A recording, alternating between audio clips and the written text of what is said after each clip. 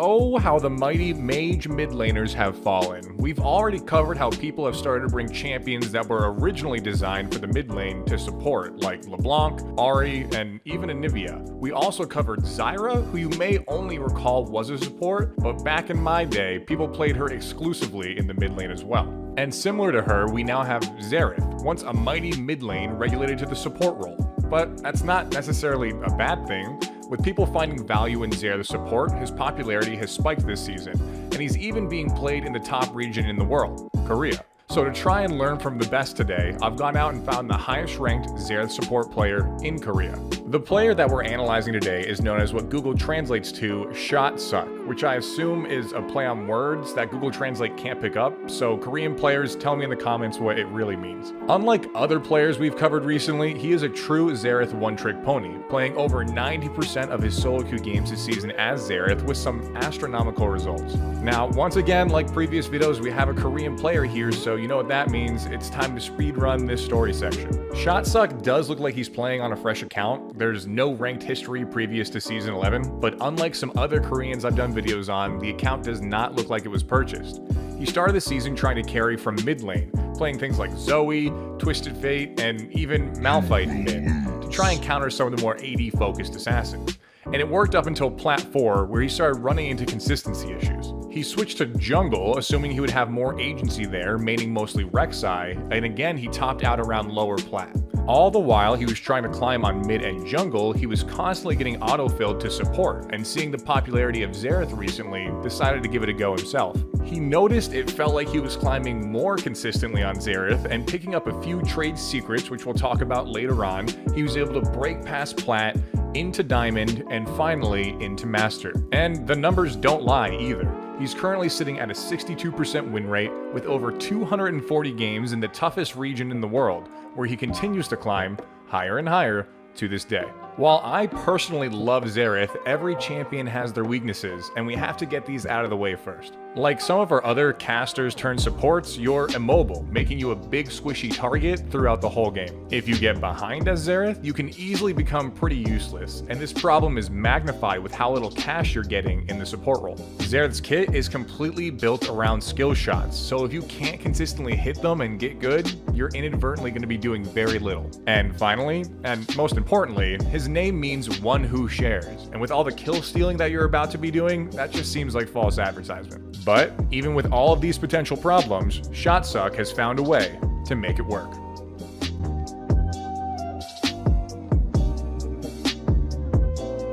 Let's start by talking about just how safe Shotsuck stays while playing in lane.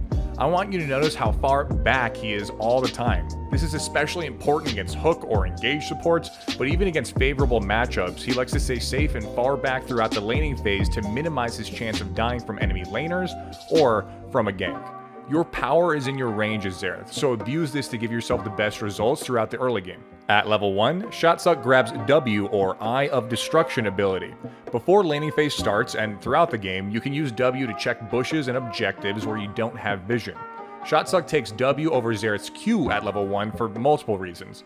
The first reason is that he's bringing Comet for his keystone, and with the slow that Eye of Destruction applies to enemies that you hit, Comet is almost always going to hit 100% of the time. Also, Xerath has some pretty nasty mana problems early game, and the long cooldown for W keeps you in check from spamming too often and going before you really have any kill potential. He's always aiming to hit the center of the ability as it does much more damage and slows significantly more as well. At level 2, he commonly grabs his E or Shocking Orb ability. This line's skill shot ability is a bit slow, but does damage and stuns the first thing it hits, including minions. The longer Shocking Orb travels, the longer the stun will be, from 0.5 seconds right in front of Xerath, all the way to 2 seconds at the way end. Shotsuck likes to set himself up for an easy hit by slowing enemies with his W and then following up with the E. But if an enemy gets too close, he may instead lead with the Shocking Orb and then center his W on top of them to allow for a nice chunk of damage early. Having these two abilities at level 2 can set your ADC up for some early kills, so try to hold onto your E until you know you can land it on an enemy. At level 3, he finally grabs his Q or Arcanal Pulse. As Xerath's longest range and most damaging basic ability, you'll be maxing this first. As you channel Arcanal Pulse, it slows your movement, locks out the rest of your abilities, and gains range. Because it's so telegraphed and slows you, he typically tries to shoot it from a significant range or out of harm's way from the safety of a lane brush. With his other abilities, you can set yourself up for an easier time landing Arcanal Pulse by either slowing them or stunning them.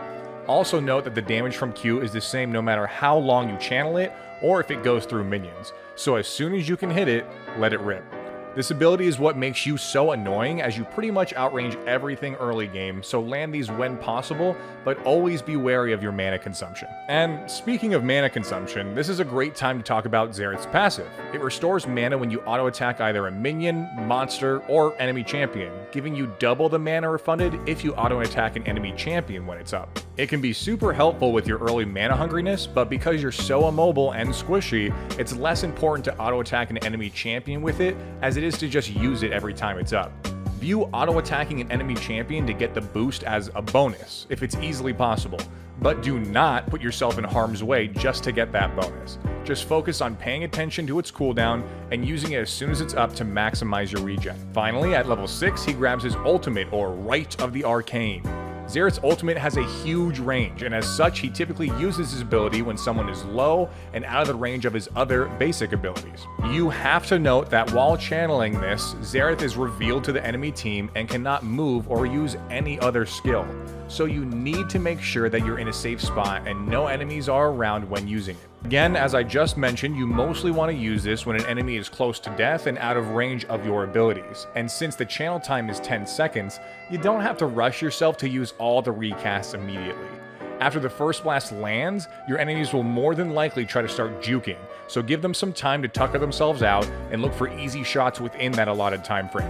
Finally, now that we've discussed all of the abilities, we can talk about Xerath's combos. Pre-6, you have 2 combos you can utilize. The first is if you have a slippery enemy. You'll want to slow them with your W, hopefully hitting it in the center to get the empowered slow and damage, then hit them with your E to apply the stun, and then use Q for a guaranteed finisher while they're stunned.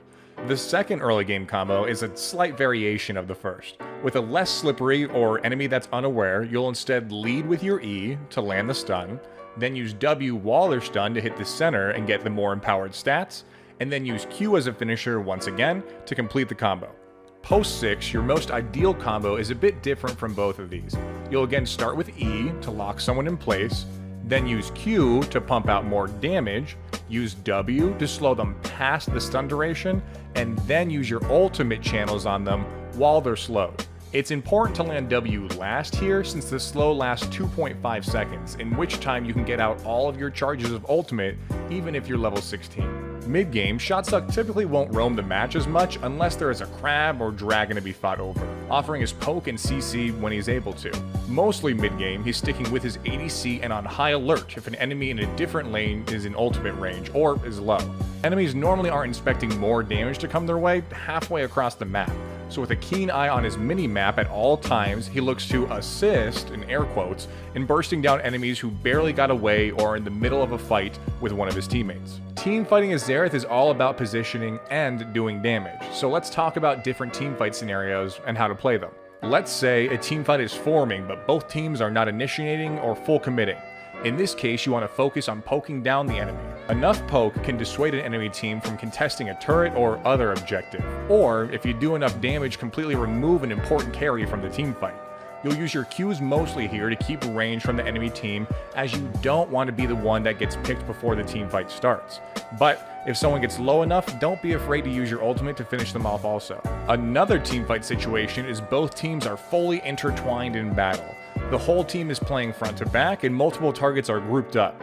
You should be salivating at this opportunity. Since Shotsuck always tries to pump out the most damage in this situation, you want to aim to hit multiple enemies with all of your abilities. You're an AoE god, and landing multiple Qs, Ws, and ultimate reactivations on enemy champions means a lot more bang for your buck. Again, in all situations, you need to be wary of your positioning.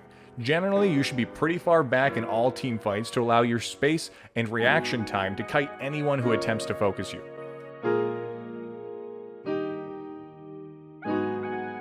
Some quick tips and tricks I picked up while watching a few of his games. As Xerath, you want to always play around your range, which means looking for opportunities to nuke someone over walls as well. Use your vision advantage to nuke unsuspecting squishies when they can't see you. This might be more of a counter tip for Xerath, but it's much easier to dodge Xerath's Qs when stepping side to side than moving towards and away from him. So as Xerath, look for enemies juking incorrectly, and for playing against him, move left and right more often to avoid his harass. And finally, just like Ahri's charm, you can buffer Xerath's E ability. This means you can cast E and then flash for a much faster and unsuspected stun. It can be a little difficult, so practice it a few times in the practice tool to become a Xerath prodigy.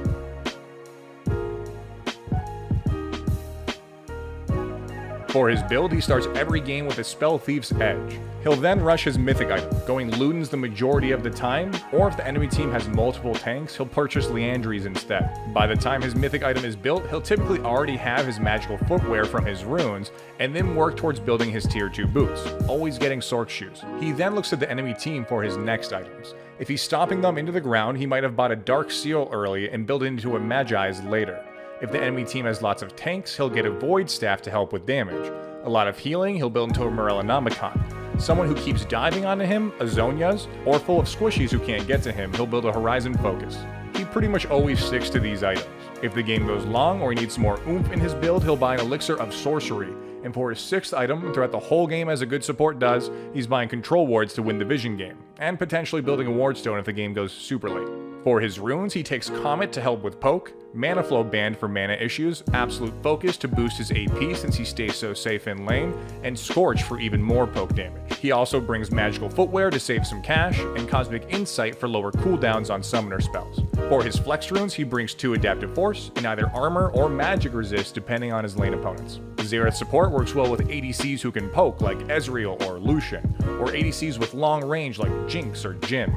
Xerath Support struggles against hook and engage supports like Blitz and Leona, or ADCs who can easily jump in on him like Samira or Tristana. Thank you guys for checking out the video. I hope this helps you become a better Xerath support. Do me a favor and like and subscribe and comment here. We also have a Discord now that you can find in the description below. Go check that out to talk with the community, or find me on Twitch on Tuesdays and Thursdays at 6 p.m. Mountain Standard Time. The last video was on Orange support, so go check that out as well if you'd like, and I'll see you guys in the next video. Peace.